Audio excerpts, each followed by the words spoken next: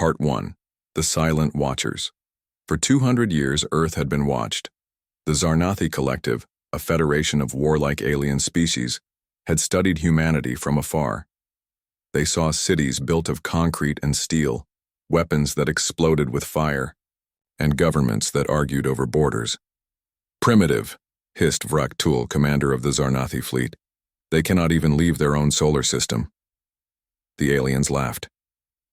They believed Earth was weak, but Earth had secrets. In 1947, a strange object crashed near Roswell, New Mexico. It wasn't a weather balloon. It was a Zarnathi scout ship, damaged and abandoned. The humans found it. They didn't tell anyone. For decades, scientists worked in hidden labs, studying the alien metal, learning to copy its power. By 2023, Earth's governments had united, not for peace but for survival. They built something no alien had ever seen. Star Destroyers. These ships were monsters, 5 kilometers long, shaped like blades, their hulls made from the same metal as the Zarnathi scout ship. They could fire beams that turned mountains to lava. They could cloak themselves in shadows. And they were buried underground, hidden in silos across the planet. No one on Earth knew, not even the presidents. Only a few generals, scientists, and pilots knew the truth. Then one day the sky split open. Vraktul's fleet hovered above Earth, preparing to invade. His sensors scanned the planet. "No defenses detected," reported a drone. The aliens grinned, but suddenly, alarms blared. Unidentified objects rising from the surface. Across the globe, the ground shook. In Nevada, a desert cracked, like glass. A massive structure rose, glowing blue. In Siberia, ice melted as another ship emerged. China, Australia, Brazil. Dozens of star destroyers burst from hiding. The Zarnathi stared in horror. "Launch the attack!" Vraktul roared. Beams of red light shot from the alien ships. They struck the star destroyers and bounced off. The destroyers' shields shimmered. One by one, they fired back. The first blast turned a Zarnathi warship to ash.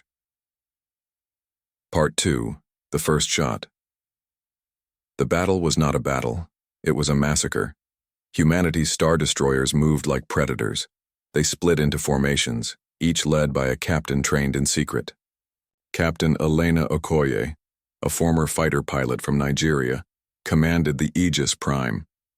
She dove her ship into the heart of the alien fleet, her crew shouting orders. "Target their engines," she barked. A blast from the Aegis Prime tore through a Zarnathi flagship, sending it spinning into the ocean. The Zarnathi tried to flee. They activated their warp drives, glowing portals to escape. But Earth's AI systems, built using stolen Zarnathi code, predicted their moves. Mines hidden in orbit detonated, blocking their escape. "Impossible," Vraktul screamed. "Their technology is decades ahead of what we scanned." It wasn't. It was centuries ahead. The humans had done more than copy Zarnathi tech. They'd improved it. The Star Destroyers used fusion cores smaller and deadlier than anything the aliens had. Their weapons were guided by quantum computers, calculating every move before the aliens even fired. On the ground, civilians watched the fight unfold. "Is that our ships?" asked a teenager in Tokyo, pointing at the sky. "Since when? Do we have that?" Governments finally admitted the truth. A video feed cut to a bunker in Colorado. A general stood before a map of the world. "Citizens," he said, "for 70 years, we have prepared for this day. The Zarnathi came to conquer us. They made a mistake." The crowd erupted. Back in space, the last Zarnathi carrier tried to surrender. Its lights blinked in a universal distress code. Captain Okoye hesitated. Her finger hovered over the fire button. "Commander," said her AI, "should I destroy them?" She stared at the dying ship. Then coldly, "No. Let them live. Let them tell others what happened here." Part 3. The Counterattack. The Zarnathi retreated, but Earth wasn't done. Admiral Singh, head of the secret United Nations. Space Command gave a new order: take the fight to them. The Star Destroyers warped to the edge of the solar system, chasing the aliens. The Zarnathi thought they'd escaped, until a destroyer emerged from behind Saturn. "They followed us," Fraktul yelled. "How?" Earth's fleet had a secret. They didn't need fuel. Their fusion cores lasted centuries. The Zarnathi ships built for quick raids were running out of power. Meanwhile, on Earth, a 14-year-old boy named Leo hacked into the Zarnathi's communication network. He'd been watching the battle from his bedroom in California. Using a radio telescope his dad built, he'd intercepted the aliens' codes. Now he sent a message to every Zarnathi ship. "Your motherships are full of glitter bombs. You've been pranked." The aliens panicked. They checked their systems. Nothing was wrong. But the message spread doubt. Crews argued. Captains blamed each other. Chaos spread. Back in space, Captain Okoye led a boarding mission. Her team suited up in armor made from the same alien metal as the destroyers. They breached a Zarnathi warship, fighting gravity-defying battles in zero-G. A Marine named Mei-Chen tossed a grenade into a reactor core. "For Earth!" she shouted. The explosion tore the ship apart. By dawn, the Zarnathi fleet was gone. So was Vraktul. Part 4. The Trap Springs. The Zarnathi fled to their home world, a planet called Threx 9. They sent a message to Earth. "We surrender. Leave us alone." But Admiral Singh knew the truth. The Zarnathi were lying. "They'll regroup," he told his council. "They'll come back with more ships." So, Earth played a trick. They sent a fake signal to Threx 9. "Earth's destroyers are damaged. Attack now." The Zarnathi fell for it. They gathered every ship left and jumped to Earth. As they arrived, the sky lit up. Dozens of star destroyers appeared. But these were decoys, empty shells, controlled by AI. The real destroyers waited, in the asteroid belt. When the Zarnathi attacked the decoys, Earth's fleet ambushed them. Mines hidden in asteroids exploded, creating a wall of fire. The aliens were trapped. Fraktul, now commanding the last ship, begged for mercy. "Please, we'll leave forever." Captain Okoye opened a channel. "You had your chance." The Aegis Prime aimed its main cannon. One shot. Threx 9's sun swallowed the Zarnathi fleet. Part 5. A New Dawn. Earth celebrated. Cities held parades. Statues of Captain Okoye and Admiral Singh were built. Leo, the hacker, got a job designing AI for the destroyers. But in a secret bunker, Singh stared at a star map. "This isn't over," he muttered. Other alien races had heard of Earth's victory. Some wanted peace. Others, war. Years later, a new fleet appeared near Pluto. This time, the ships weren't Zarnathi. They were sleek, silver, and enormous. A voice hailed Earth. "We are the Virex Concord. You destroyed the Zarnathi. You will answer to us." Captain Okoye stood on the bridge of the Aegis Prime. She smiled. "Let them come." The star destroyers roared to life again. Earth's sky parted once more. The silence after the battle was louder than the explosions. Earth's skies, once torn apart by alien fire and glowing beams, now hung still. Smoke curled from craters where Zarnathi ships had crashed. In Tokyo, a teenager named Aiko stared at her phone screen, replaying the live stream of the Aegis Prime obliterating the last warship. "That was insane," she whispered. Her brother Kenji grinned. "Told you Dad's old Navy stories were true. We've been ready for years." But in the Arctic, beneath layers of ice, alarms blared. A hidden Zarnathi escape pod, damaged, but functional, spat out a single survivor, Vraktul. His exoskeleton cracked, his wings torn, the commander crawled to a frost-covered console. His claws trembled as he typed a message to the Zarnathi High Command. "Earth is not primitive. They are predators. Warn the others." The signal vanished into deep space. On board the Aegis Prime. Captain Elena Okoye leaned against a steel railing, staring at the stars. Her uniform was scorched, her hands shaking. Victory tasted bitter. "Casualty reports?" she asked. Lieutenant Mei Chen, her second-in-command, handed her a tablet. "Light for us. Heavy on their side, but..." Mei hesitated. "Our AI picked up a Zarnathi escape pod fleeing toward Neptune." Okoye cursed under her breath. "They'll regroup." "They already have," said a voice behind them. It was Leo Park, the 14-year-old hacker who'd infiltrated the Zarnathi network during the battle. He held up his laptop, its screen filled with intercepted messages. "Check this out." The message translated itself. "To all Zarnathi fleets, Earth's weapons are stolen technology. They cannot reproduce them. Strike back before their numbers grow." "They're lying to their own people," May said. "They're scared," Leo replied. "And they're calling for backup." Okoye straightened. "How long do we have?" Leo typed furiously. 3 weeks. Maybe less. 3 weeks later. The Pacific Ocean roared as a Star Destroyer surfaced from its underwater silo. The Vanguard, Earth's newest ship, rose like a leviathan, its hull gleaming under the sun. Admiral Singh stood on the bridge, his face carved from stone. "We're not ready," he muttered. Behind him, General Nadia Petrov, Russia's top engineer, crossed her arms. "We've built 12 more destroyers, that's double what we had." "But not enough," Singh snapped. "The Zarnathi will bring a swarm." He wasn't wrong. Deep in the void, a Zarnathi armada gathered, hundreds of ships, reinforced with stolen tech from other conquered worlds, formed a jagged line across the stars. At its center loomed the Wrath of Threx, a dreadnought twice the size of the Aegis Prime.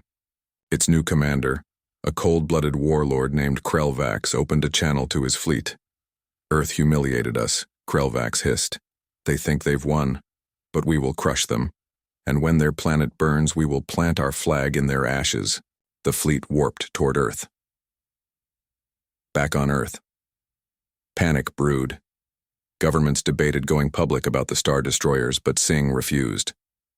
"If we tell them, they'll demand control. We can't risk politics slowing us down." Leo disagreed. "You're wrong, Admiral. People deserve to know what's coming." "They'll riot," Singh argued. "They'll fight," Leo shot back. "You think we're just targets? We're a species. We don't give up." Okoye stepped between them. "Enough. We prepare for war." But preparation meant sacrifice. In Brazil, a farmer named Carlos watched his family's land swallowed by a rising Star Destroyer silo. "They're tearing up the Earth to defend it," he grumbled. His daughter, Maria, 12 years old and fearless, tugged his sleeve. "Dad, look!" Above them, the sky flickered. A Zarnathi scout ship, invisible until now, zipped past. "They're here already," Carlos realized. The Battle of the Atlantic. The first strike came without warning. A Zarnathi stealth bomber, shaped like a dagger, pierced Earth's atmosphere. Its target, the Vanguard's engine core. But Leo, monitoring, signals from his bedroom-turned command center, spotted it first. "Incoming, coordinates 45 degrees north," he shouted into his headset. Mei Chen scrambled fighter jets. "We'll never reach it in time," she said. "I'll handle it," Okoye said grimly. The Aegis Prime rocketed upward, shields flaring. The bomber released its payload, a virus designed to melt metal and fry circuits, but Okoye had anticipated this. She triggered a magnetic pulse from the destroyer's hull. The virus detonated harmlessly in the atmosphere. "Too easy," she muttered. It wasn't. As the Aegis Prime hovered, the ocean below began to boil. A second Zarnathi ship, a submarine-like Leviathan, erupted from the waves. Its tentacles latched onto the destroyer, drilling into its armor. "Get it off," May yelled. "Divert power to the engines," Okoye ordered. The Aegis Prime dove, underwater, dragging the Leviathan with it. At 10,000 feet, the pressure crushed the alien ship, but the destroyer's hull groaned. "Damage report." "Breaches on decks 5 and 6. Flooding." Okoye clenched her teeth. "Surface." Now, the ship burst back into the sky, trailing steam. Meanwhile, in the Himalayas, Singh stared at a holographic map of the world. Red dots, Zarnathi scout ships, popped up everywhere. They're testing us, he realized, probing our defenses. They want us tired, Nadia said. Then they strike the heart. The academy, Leo whispered. Everyone turned. What? Singh demanded. Leo's face paled. The Galactic Academy. The Zarnathi know we stole their tech from the Roswell crash. They'll attack the lab where we reverse engineered it. It's in Tibet. They want to erase our advantage. Singh grabbed a radio. Okoye, redirect to Tibet. Now. But the Aegis Prime was already limping toward the mountains. The final twist as the Zarnathi armada closed in, Earth's leaders made a desperate move. Singh contacted the Virex Concord, the same aliens who'd later demanded Earth answer for destroying the Zarnathi. Help us, Singh pleaded, or they'll come for you next. The Virex ambassador, a towering insectoid with golden eyes, studied him. Why should we trust you? Because we're the only thing standing between you and extinction, Singh said. The ambassador paused. Then, we'll send scouts. It wasn't an army, but it was hope. Back on the Aegis Prime, Okoye stared at the horizon. The sky darkened with incoming ships. She keyed her mic. All hands, this is it. We fight for Earth. We fight for every kid watching this on their phones. We fight because we're human. The crew cheered. Leo, sitting at his terminal, grinned. Time to hack some aliens, the Star Destroyers roared to life. The Zarnathi armada descended like a swarm of locusts. Hundreds of jagged warships, their hulls pulsing with stolen energy, darkened Earth's skies. Cities below braced for annihilation, but Earth's Star Destroyers, scarred, outnumbered, and furious, waited in silence. Captain Elena Okoye stood on the Aegis Prime's bridge, her hands gripping the steel railing so tightly her knuckles turned white. All ships, hold fire until my mark, she ordered. Her voice was calm, but her mind raced. The Zarnathi had learned from their first defeat. Their new dreadnought, the Wrath of Threx, carried a weapon capable of vaporizing entire fleets. One wrong move and Earth would burn. Leo, are you in their system? She asked. Almost, came the reply. In a converted school gymnasium in Colorado, Leo Park crouched over his laptop, surrounded by blinking servers. The 14-year-old hacker's fingers flew across the keyboard, bypassing Zarnathi encryption layers, his screen filled with alien code. Got it? He whispered. With a keystroke, he injected a virus into the dreadnought's navigation system. On board the Wrath of Threx, alarms blared. Error! Coordinates corrupted, shouted a technician. Commander Krelvax, a hulking Zarnathi warlord with a scar, splitting his face, roared, Fix it or I'll feed you to the plasma engines. Too late. Above the Himalayas. The Aegis Prime lurched sideways as a Zarnathi beam scorched its shields. Damage report, Okoye barked. Minor, Lieutenant Mei Chen said. But we've got company. A squadron of Zarnathi fighters dove toward the destroyer, their wings glowing with energy blades. Mei smirked. Let them come. She pressed a button. The Aegis Prime's hidden turrets spun to life, firing bursts of plasma that shredded the enemy ships. Focus on the dreadnought, Okoye yelled. The dreadnought loomed, its massive cannon charging. But Leo's virus kicked in. The Wrath of Threx veered wildly, slamming into an iceberg orbiting Mars. The collision sent shockwaves across the battlefield. Nice work, kid, Mei muttered. Back on Earth, Admiral Singh stared at a holographic map in the Arctic bunker. Red dots, Zarnathi scout ships, were multiplying. They're trying to distract us, he growled. Where's the real strike? General Nadia Petrov, Russia's top engineer, pointed to a blinking light over Antarctica. Their main force is heading here. They're targeting the fusion core silos. Singh cursed. The silos powered the Star Destroyers. If the Zarnathi destroyed them, Earth's fleet would be stranded. "Divert the Vanguard," he ordered. "But it's our only backup." A aide protested. "Do it." Above Antarctica. The Vanguard surged forward, its engines roaring. The Zarnathi strike force, 20 warships, had already begun bombing the silos. Ice exploded into steam. Inside the nearest silo, a technician, named Carlos Ramirez, scrambled to shield the fusion core. "Hurry," he shouted to his team. A Zarnathi bomb tore through the silo's roof. Carlos dove, shielding his daughter Maria, 12 years old, and wide-eyed with terror. "Stay down," he yelled. Outside, the Vanguard arrived. "Fire everything," its captain screamed. The destroyer unleashed hell. Lasers, missiles, and EMPs rained down. The Zarnathi ship staggered, but not before one launched a final bomb toward the last intact silo. Carlos saw it falling. "No." He grabbed Maria and, when the bomb struck, the explosion swallowed the silo. Back in orbit, Okoye watched the blast on her screen. "No, we lost the Vanguard," May said quietly. Okoye clenched her jaw. "And half our power grid?" Leo's voice crackled over the comms. "Captain, I've got worse news. The Dreadnought survived the crash. It's rearming." Okoye turned to her crew.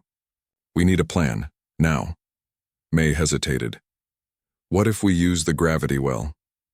The gravity well was a prototype weapon, a black hole generator designed to trap enemy ships.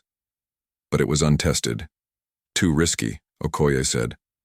"It's our only chance," May argued. Okoye nodded. "Do it." The Dreadnought's revenge. The wrath of Threx emerged from the Martian debris, its hull patched with scavenged metal. Krelvax roared, "Earth will kneel." The Dreadnought's cannon charged again, this time aimed at Tokyo. Millions would die in seconds. "Now, Leo," Okoye shouted. Leo triggered the gravity well. A rift tore open in space, swallowing half. The Zarnathi fleet. Ships imploded, fighters spun into oblivion, but the wrath of Threx held its ground. "It's resisting," Leo yelled. Krelvax laughed. "Your tricks fail, human." Okoye narrowed her eyes. "Then we do this the hard way." She grabbed the comms mic. "All ships full charge.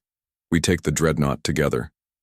The remaining Star Destroyers formed a line, their cannons glowing. Fire. Beams of light pierced the void. The Dreadnought's shields cracked. One last shot from the Aegis Prime finished it. The wrath of Threx exploded in a silent burst, its debris scattering like confetti. Aftermath. The battle was over. Earth's. Skies cleared. Survivors celebrated. But in the Arctic bunker, Singh stared at the stars. "This isn't the end," he muttered. Leo joined him, holding his damaged laptop. "The Zarnathi sent that message to other aliens. The Virex will come. They'll find us ready," Singh said. In Tokyo, Aiko and Kenji watched a holographic broadcast of Okoye addressing the world. "We've survived 2 invasions," she said. "But the universe is watching. We're not prey, we're guardians." Kenji grinned. "Dad would have loved this." Aiko nodded. "He'd say we're just getting started." On the Aegis Prime, May approached Okoye.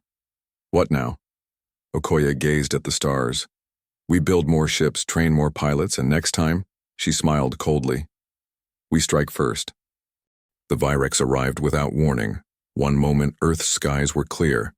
The next, a silver armada emerged from a rift in space, their ships sleek and silent like sharks. No war cries, no demands, just a single message. "Surrender your weapons. Your defiance ends here." Admiral Singh stared at the holographic feed in the Arctic bunker. The Virex ships surrounded Earth, their numbers unknown but vast. "They're not here to conquer," he muttered. "They're here to erase." Leo Park, the teenage hacker, leaned over his keyboard. His screen flickered with intercepted Virex codes. "They're scanning our Star Destroyers," he said, "trying to copy our tech." "They won't get the chance," Singh growled. Above the Pacific Ocean, Captain Elena Okoye stood on the Aegis Prime's bridge, her eyes locked on the Virex fleet. The ship's AI, Aura, chimed in her ear.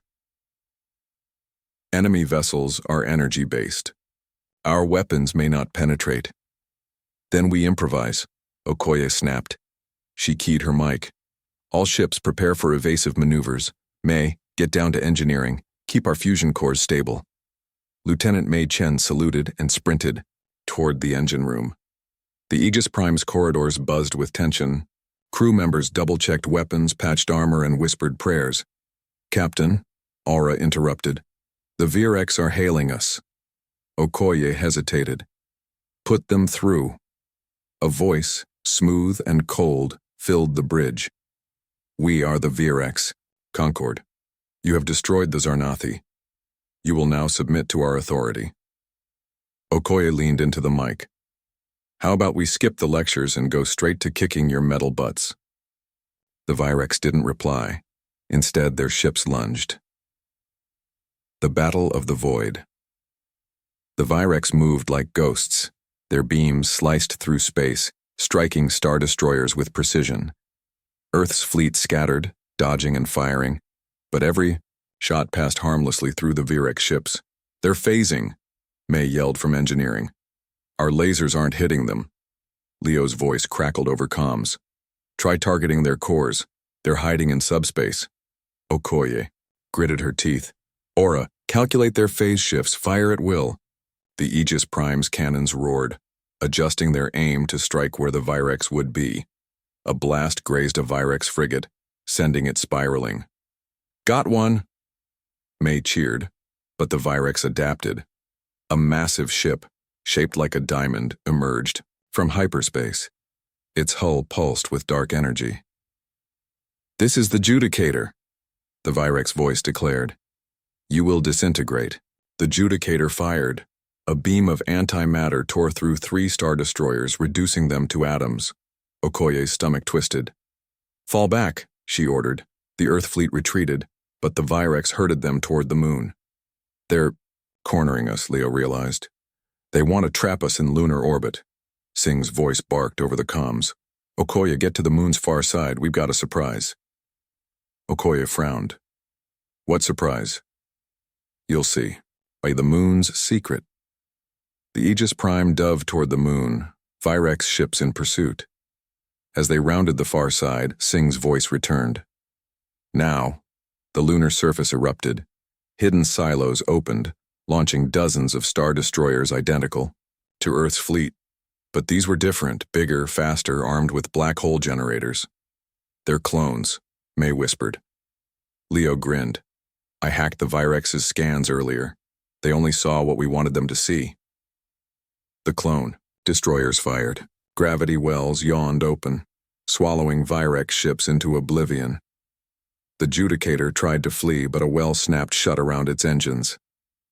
Now finish them, Singh roared. Earth's real fleet turned and charged. Back on Earth. Chaos brewed. General Nadia Petrov monitored the battle from Siberia. Her team scrambled to reinforce fusion cores powering the destroyers. We've got a problem, a technician said. The Virex infected our systems with a virus. It's draining power. Nadia cursed. Leo, can you stop it? Leo's face appeared on her screen. Already on it. He typed furiously, battling the virus in real time. Sweat dripped down his forehead. Almost got it. The virus deleted itself. Nice, Nadia shouted. But the Virex weren't done. A stealth ship smaller than a fighter jet slipped through Earth's defenses. Its target, the Himalayan lab where humanity reverse-engineered alien tech. Inside, Maria Ramirez, 12 years old and orphaned, after her father's death in Antarctica, worked alongside scientists. We've got movement, she yelled, pointing at a motion sensor. The stealth ship crashed through the roof. Maria ducked behind a console as Virex drones poured out, their limbs snapping like knives. She grabbed a wrench and swung. One drone exploded. Run! A scientist screamed. Maria didn't. She sprinted to the lab's mainframe and jammed her dad's old USB drive into the terminal. Lights flickered. The lab's defense AI activated. Lasers rained down, shredding the drones. The stealth ship tried to escape, but the AI locked the doors. Maria stared at the screen. "Dad," she whispered, "you're a genius." On the final gambit, the Judicator writhed in the gravity well, its hull cracking. Krelvax's successor, Commander Sirac, snarled, "Deploy the Void Spike!" A weapon lowered from the dreadnought's belly, a spire of pure entropy, designed to collapse stars. "Captain," May yelled, "if they fire that, it'll destroy the moon." Okoye's mind raced. "Leo, can you hack the Void Spike?"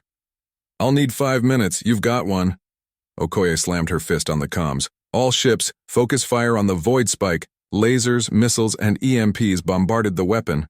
Sparks flew. The Void Spike cracked. Leo's voice broke through. "I'm in. Overloading it now." The Void Spike exploded. The shockwave tore through the Judicator, ripping it apart. The Virex fleet reeled. "Push them back," Singh ordered. Earth's destroyers surged forward, driving the Virex into the gravity wells. One by one, the invaders vanished. Aftermath. The battle was over. The Aegis Prime hovered above the moon, its hull scarred but intact. Okoye slumped into her chair, exhaustion washing over her. "How many did we lose?" May checked the reports. 6 destroyers, dozens of crew. Okoye closed her eyes. "And the Virex?" Leo's voice was grim. "They fled, but they'll be back." Singh's feed blinked on. "Not just them. The galaxy knows about us now. The Orcari, the Zilari, the Drakthar, they'll all come." Maria's face appeared on the screen, holding her dad's USB drive. "We'll be ready," she said fiercely. Okoye smiled faintly. "Yeah, we will." As Earth's skies cleared, a single Virex escape pod drifted into deep space. Inside, a survivor recorded a final message. "Earth is not a primitive world. They are architects of chaos, warn the others." The pod vanished into the void. The silence after the battle was heavier than the noise. Earth's skies, once torn apart by beams of death and light, now hung still. Cities below celebrated, but in the Arctic bunker, Admiral Singh stared at a star map. Red dots flickered. Virex. Escape pods fleeing into deep space. "They'll come back," he muttered, "and they'll bring friends." Leo Park, the teenage hacker, leaned over his keyboard, his face lit by the glow of a dozen screens. His fingers trembled as he decoded the last Virex transmission. "Earth is not a primitive world. They are architects of chaos. Warn the others." "Others?" Leo whispered. He scrolled through the data. Names blinked on his screen. Orcari, Xelari, Drakthar. Alien factions the Virex had warned about. "We're on a galactic watch list," he said aloud. General Nadia Petrov, Russia's top engineer, slammed her fist on the table. "Then we build more ships, train more pilots. We don't wait for them to come here." Singh nodded. "Agreed. But first we rebuild." Above the moon, Captain Elena Okoye stood on the Aegis Prime's bridge, her hands gripping the steel railing. The ship's AI, Aura, chimed in her ear. "Casualty report, 23% of the fleet destroyed, 1,400. Crew lost." Okoye clenched her jaw. "Send condolences to their families, and patch me to the survivors." Her voice carried through the comms. "You fought like lions, but this isn't the end. The galaxy knows we're here now. They'll come, and we'll be ready." Lieutenant Mei Chen, her second in command, approached. The crew's asking what's next. Okoye turned to the viewport. Earth glowed below, blue and defiant. "We expand, we train, we become more than defenders. We become hunters." Mei grinned. "I like the sound of that." In Tokyo, Aiko and Kenji watched holographic news of the battle. "They're calling Okoye a hero," Kenji said. She's more than that, Aiko replied. She's a legend. Across the city, a 12-year-old girl named Maria Ramirez stared at a photo of her father, Carlos, who'd died shielding her in Antarctica. Her hands clutched the USB drive he'd left her, a trove of alien tech schematics. "I'll finish what you started," she whispered, back on the Aegis Prime. Leo's voice crackled over comms. "Captain, I've decrypted the Virex's final signal. It's a warning to the Orcari, a warrior race that conquers planets for fun." Okoye cursed. "How far are they?" Leo typed furiously. 3 weeks travel, maybe less." May frowned. "We won't be ready in time." "We will," Okoye said, "because this time, we're going to them." The plan. Singh gathered Earth's leaders in the Arctic bunker. "The Orcari are coming," he said, projecting a hologram of the alien fleet. "They're brutal. They enslave worlds. If they reach Earth, we lose everything." A French general crossed her arms. "What do you propose?" "We strike first," Nadia said. "Take the fight to their homeworld." Gasps filled the room. "You want to invade an alien planet?" a diplomat asked. Singh leaned forward. "Yes, with the Star Destroyers we have left, and the ones we'll build in 3 weeks." Leo raised his hand. "I can hack their systems before we arrive, plant viruses, sabotage their weapons." Maria's face appeared on a video feed from Tokyo. "I've got something too." She held up her father's USB drive. "It's a prototype energy core, stronger than anything we've used." Singh's eyes widened. "How did you get that?" Maria glanced at the photo of her father. "He left it for me." The race against time. The world mobilized. Factories churned out Star Destroyers at record speed. Pilots trained in simulators. Scientists reverse-engineered Maria's energy core. In Siberia, Nadia oversaw the construction of a new ship, the Valkyrie, powered by Maria's prototype. "This could change everything," she told her team. In Colorado, Leo hacked into Orcari communication networks, planting fake battle plans. "Let them think we're weak," he muttered. On the Aegis Prime, Okoye drilled her crew. "You're not just soldiers," she told them. "You're the shield between Earth and the void, don't forget that." Maria joined them as a junior engineer. May took her under her wing. "You've got your dad's brains," May said, "but you'll need his heart to survive this." The invasion begins. 3 weeks later, the Orcari Armada dropped out of hyperspace near Neptune. Their ships were monstrous, jagged, blood-red, bristling with weapons. Commander Graktul, a hulking alien with tusks and scars, opened a channel. "Surrender, Earthlings. We'll make your enslavement quick." Leo's voice interrupted. "You're surrounded, you overgrown pig," Graktul roared. "Attack!" The Orcari charged, but Earth's fleet ambushed them. The Aegis Prime, Valkyrie, and dozens of new Star Destroyers erupted from asteroid belts, firing gravity wells and plasma beams. Maria, on the Valkyrie's bridge, activated her father's energy core. The ship's cannons glowed white-hot, vaporizing Orcari fighters in seconds. "They're tearing us apart," a Graktul's officer yelled. "It's a trap," Graktul barked. "Retreat." But Leo had locked their navigation systems. The Orcari ship spun helplessly as Earth's fleet closed in. The final blow. Okoye stared at Graktul's flagship. "May, prepare the boarding party." "You're going in?" May asked. "I'm ending this." The Aegis Prime docked with the Orcari dreadnought. Okoye led the charge, her armor glowing with stolen Zarnathi tech. Blasters fired. Blades clashed. Graktul loomed at the end of the corridor, wielding an axe of molten steel. "You die today, human?" Okoye smirked. "Not today."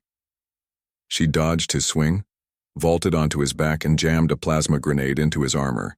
"Tell your masters Earth doesn't kneel." Graktul exploded. Aftermath. The Orcari surrendered. Earth's fleet dragged their surviving ships into orbit, broadcasting a message to the galaxy. This is Captain Elena Okoye. Earth is no longer a target. We are the guardians of this sector. Cross us again, and you will fall. Back on.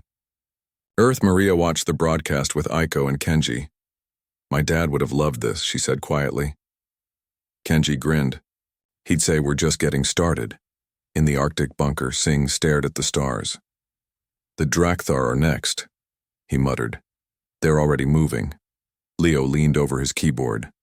Let them come. Okoye's voice crackled over the comms. All ships prepare for warp. Our next fight is waiting. The Star Destroyers roared to life. Earth's sky parted once more.